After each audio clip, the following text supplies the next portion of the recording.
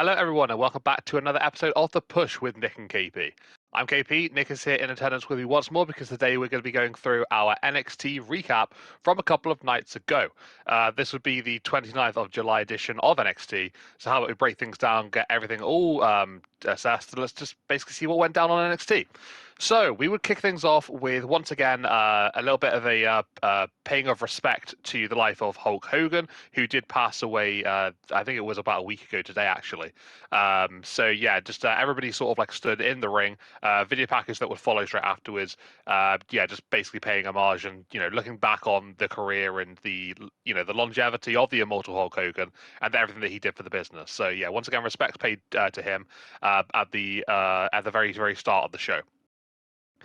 We would then go on to our first match of the night, which would be based off a conversation that was on last week's NXT. This would be one of the two matches that would come from that segment, and this would be Jada Parker going one-on-one with Jasmine Nix of Fatal Influence. So, yeah, a couple of Fatal Influence matches that sort of like JC had like overseen and got sorted out here, and they sort of like sorted them out between themselves as to who was going to go against who, and Jasmine was chosen to go against Jada Parker. Yeah, this was like a nice little steady start to NXT. It wasn't like a classic match or anything, but it was a decent enough start to get things going. Jada Parker looking pretty impressive as always, and honestly, I think Jasmine Nix. It's been a while since I remember seeing her in a singles match, so it's been a long time. But as far as I can remember, I think she's improved a fair bit since then, based on this performance here in NXT.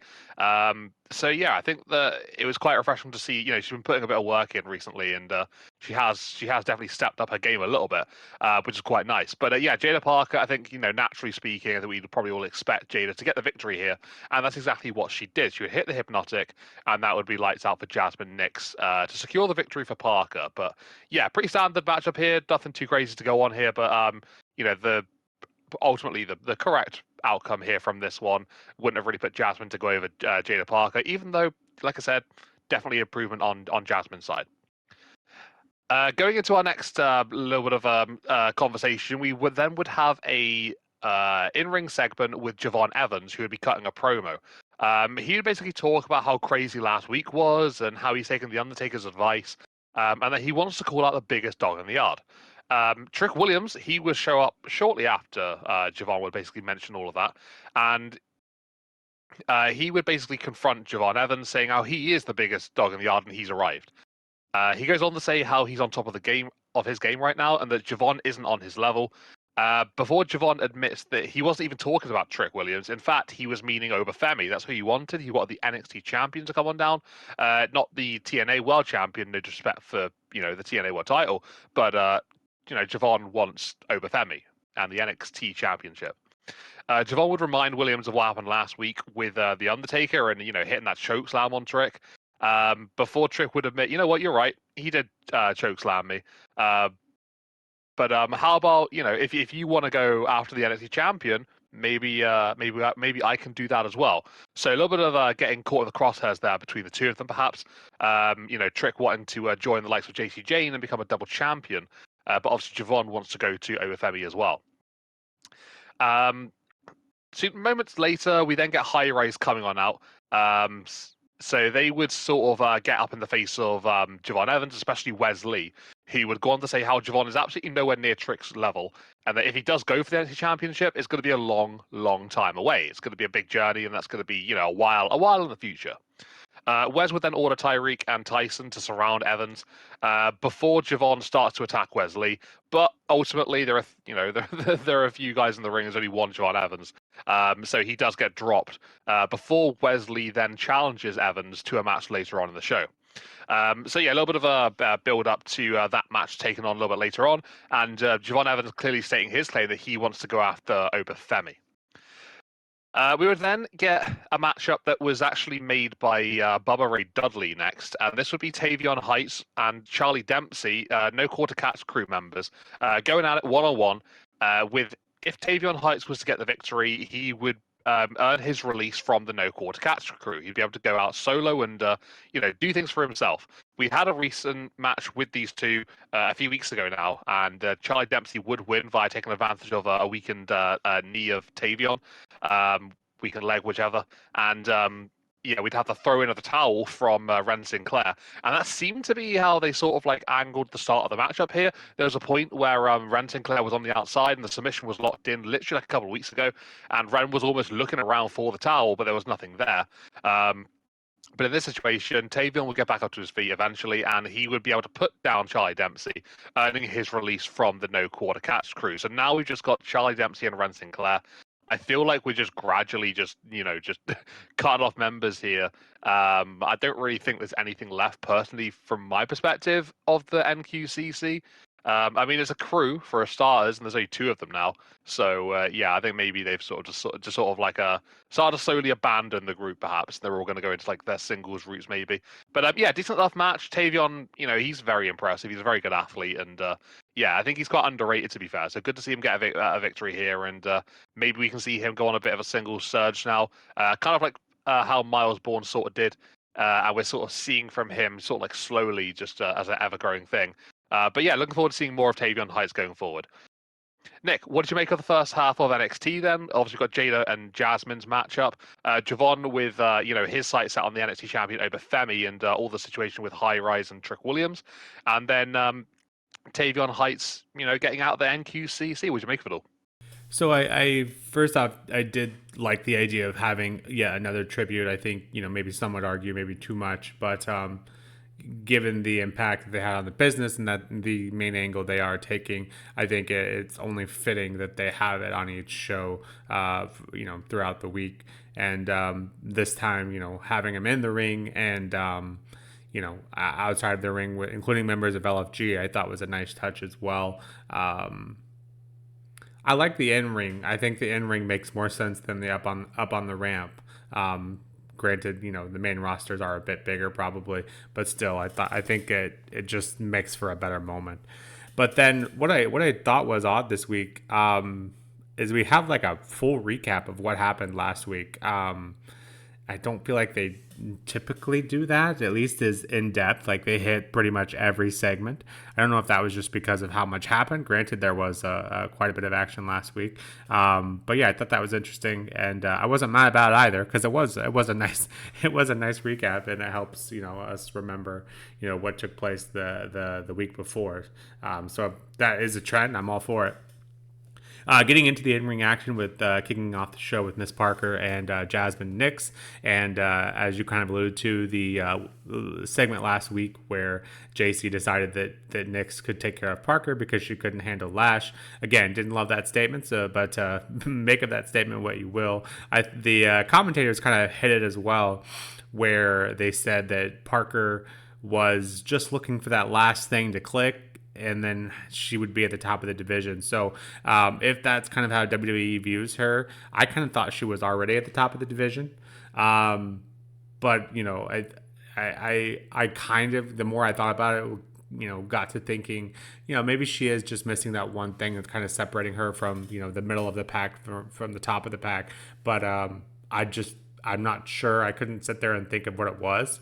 Obviously being NXT, maybe just some more developmental in the ring. Maybe I feel like she's pretty decent in both, in the ring, on the mic. But regardless, maybe a topic for another day.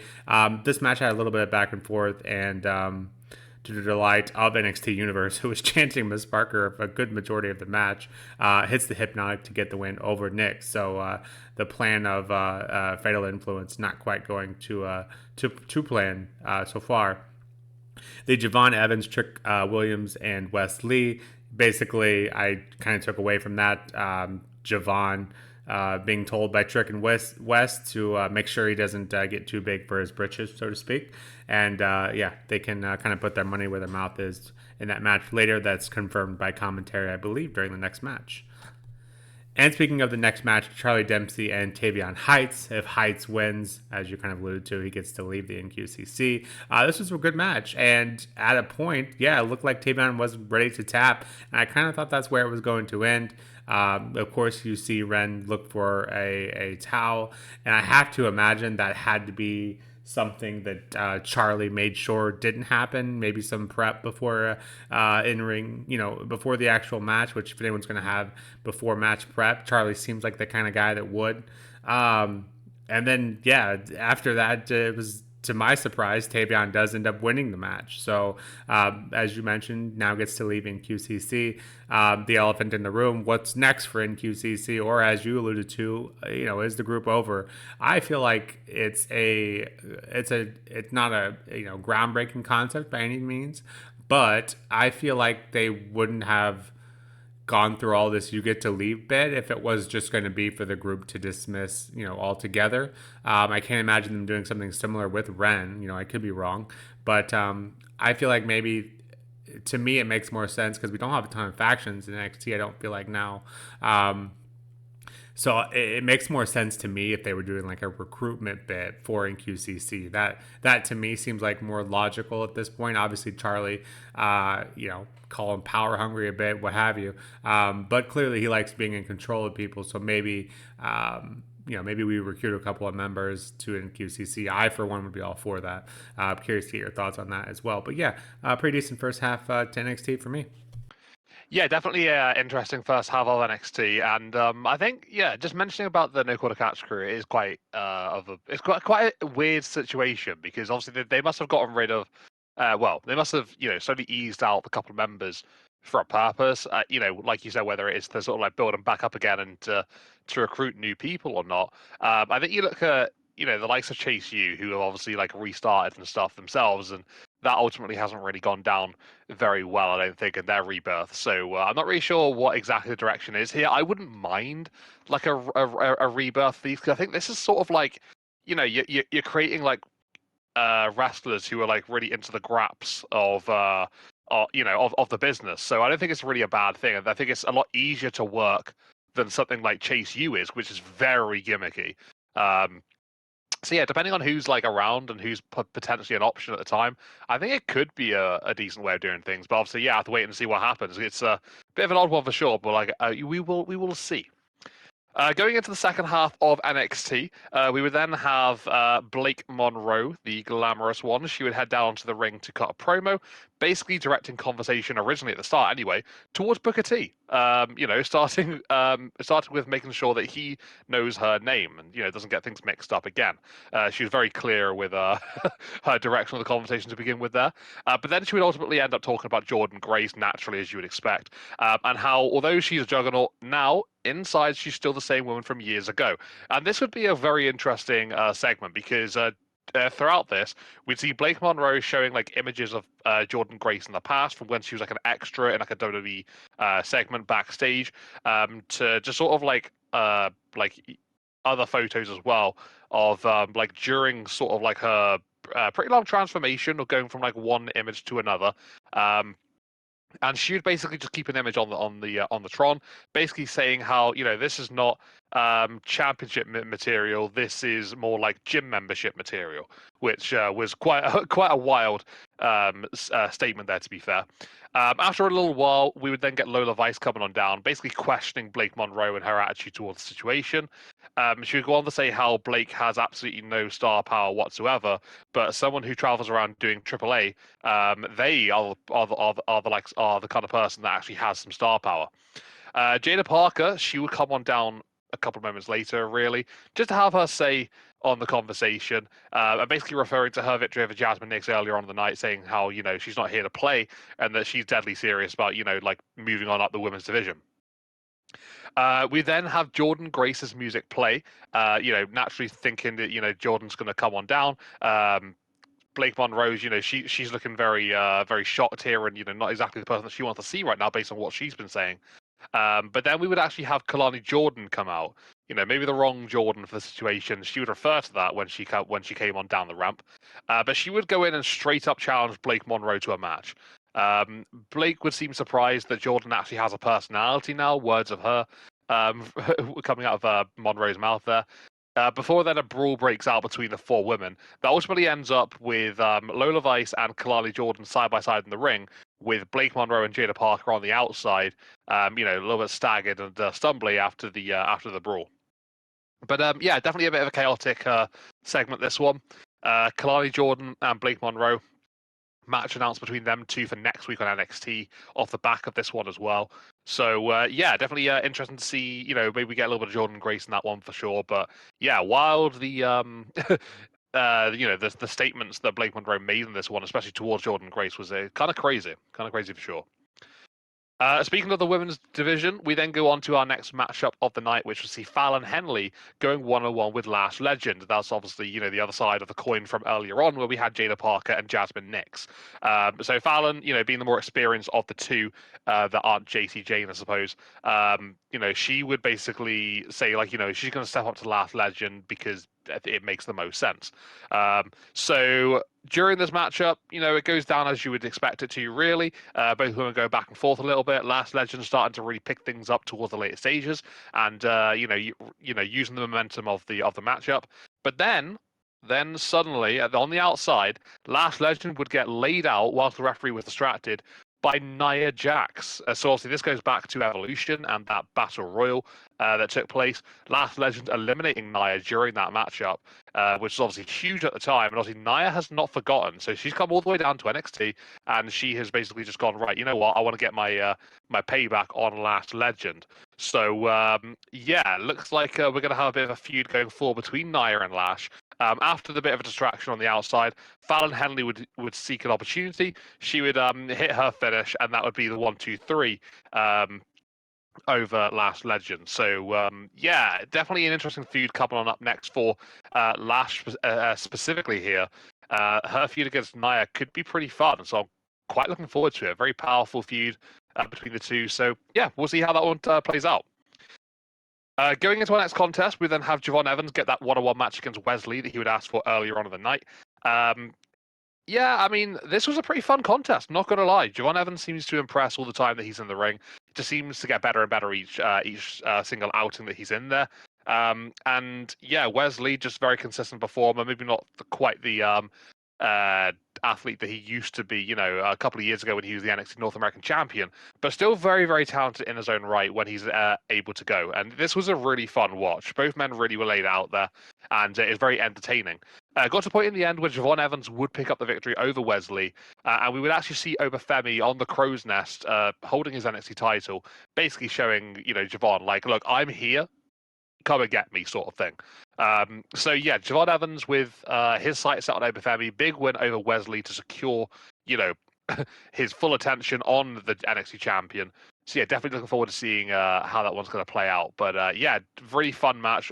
Very much enjoyed it. Probably the match of the night for me personally between these two. Just a really good watch.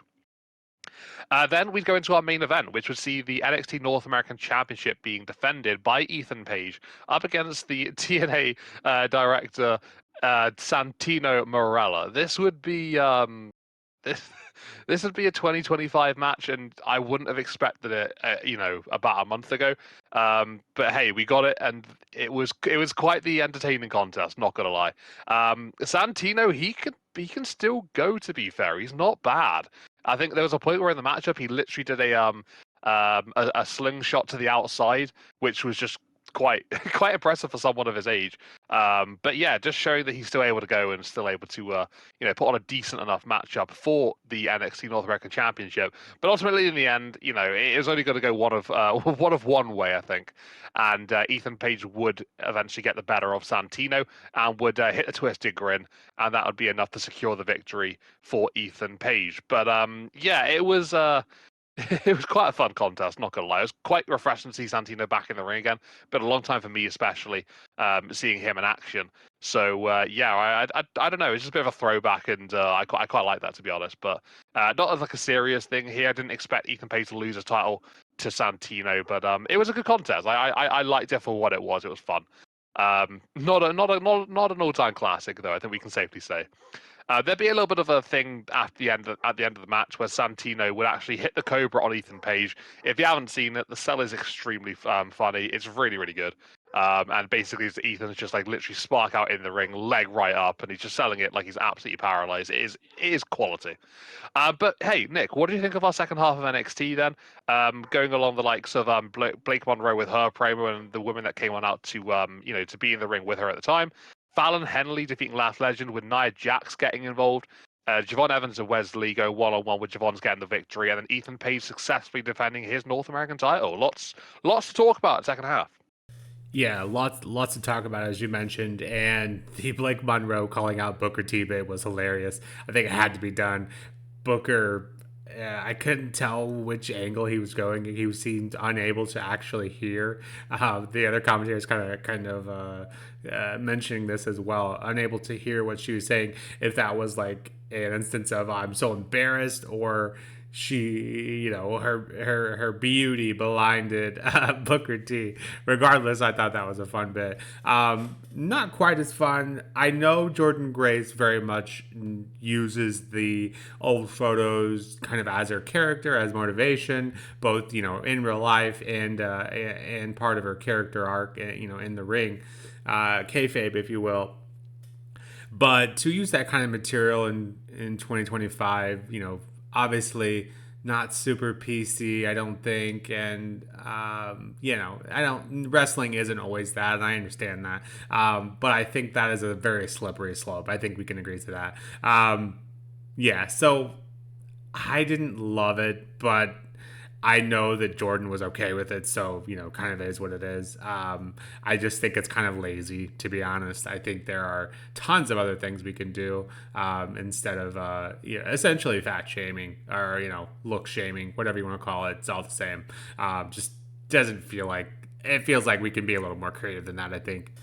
Regardless, going from that to then having Lola, Miss Parker, and Kalani Jordan join the ring and each kind of state the case as to why they should be the next champion. Of course, a brawl ensues and Kalani and Lola stand tall here. I think the takeaway here for me being that, all three of these women, and we've seen them before, make their case. They are clearly all deserving of that NXT Women's Championship, along with a couple of other matches that seem to be the kind of takeaway for those were if you win, you should have a shot, and that was mentioned by the commentary team as well, of course referring to the matches with Fatal Influence. Speaking of Fatal Influence and that next match, before we do get into that, we did have a backstage segment with the Colling and their newest member, Tatum Paxley. She's, hyped that they won their match, and she's thinking my next step should be to go after Sol Ruca and get that North American Championship. Izzy seems unsure, maybe, not wanting to be taken over as the most, the best member of the Calling, at least on the women's side, or maybe the entire Calling for all we know. Just definitely seemed unsure. But then they are joined by the men of the Calling and Sean Spears in particular, who lets Tatum know that they got her a shot at that North American title. So exactly what she was just asking for. Izzy Dane clearly conflicted at best. I think that's fair to say. So interesting to already see some friction in that group. That lasted, I think, about 3 weeks. So, it's interesting to see where that goes. And back to Fatal Influence, the Fallon Henley versus Lash Lesin match. Mentioning earlier, it felt the commentary team said, if they win this match, then, maybe they're making their case for the NXT Women's title. If the two winners of these matches and then the three members that came to the ring earlier with Blake, obviously JC has her hands full. I think that's fair to say.